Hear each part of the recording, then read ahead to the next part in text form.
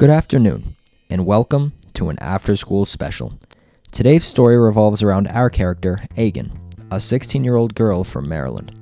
All her life, Egan was expected to work her hardest for good grades and accolades in school.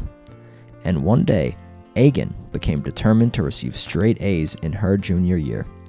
When it finally came to the end of the third quarter, Egan received her report card and saw the charted letters on the paper. A, A, and A. She'd done it. Egan was a straight A, 4.0 student for the first time in her high school career. Her friends congratulated her, and her teachers told her how deserving she was of such an achievement. You worked hard, Egan. But as you can see for our main character, something's wrong. What's wrong, Egan? I don't really care that I got straight A's.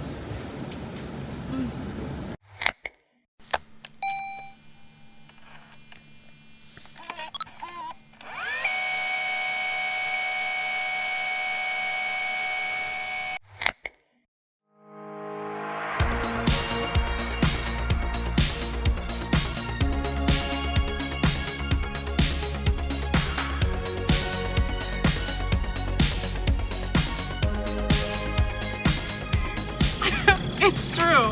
I was a rather good student throughout school, so it wasn't hard to imagine getting a 4.0 for the typical honors or AP student like me. However, in the background of all those academic programs and honors classes, there was a looming presence of pressure over me. There were several assumptions placed on me by my fellow peers, teachers, and relatives simply by being associated with quote-unquote top students. While this did have its benefits, it wasn't uncommon for me to feel out of place when I couldn't fit the top student image. The idealized criteria of academic success was important to me, and over time, this checklist became idolized because I associated satisfaction with being the very best at everything at all times. In order to be the face of academic perfection, although, I soon lost trust in myself and my performance, and became obsessed with seeing a marked A on every paper. While working to get a 4.0, my mental health became extremely poor. I lost sleep to finish assignments, and I skipped meals. I found myself missing out on memorable moments with friends just to pursue academic endeavors. I pushed myself to a point beyond burnout, and by the time the straight A's came, there was nothing left in me to care for it. It felt worthless. I felt worthless. It's too easy to say numbers and letters don't define you. Based on how our societies are structured, these things are correlated with how well we perform intellectually and socially. In fact, our society even encourages backbreaking work in order to achieve the gold medal, the top promotion, or the straight A's.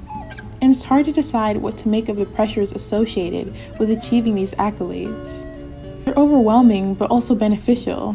And I can't deny that as much as I'd like to disassociate with these ideas of success, they will also be central to achieve in the near future.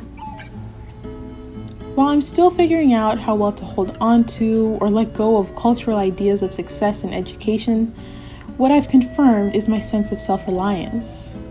Now in college, I am much more assured in the idea that I can put 100% of effort into my classes and extracurriculars, but I will not allow that to become a vessel to destruct my physical, emotional, and spiritual devotion to my well-being. I can no longer try to keep squeezing myself into boxes that just aren't meant for me, because I'm multifaceted, and I'm forever growing in my confidence and abilities. So I hope to continue embracing these things, and trust that success will continue to meet me in the process. I owe that to myself.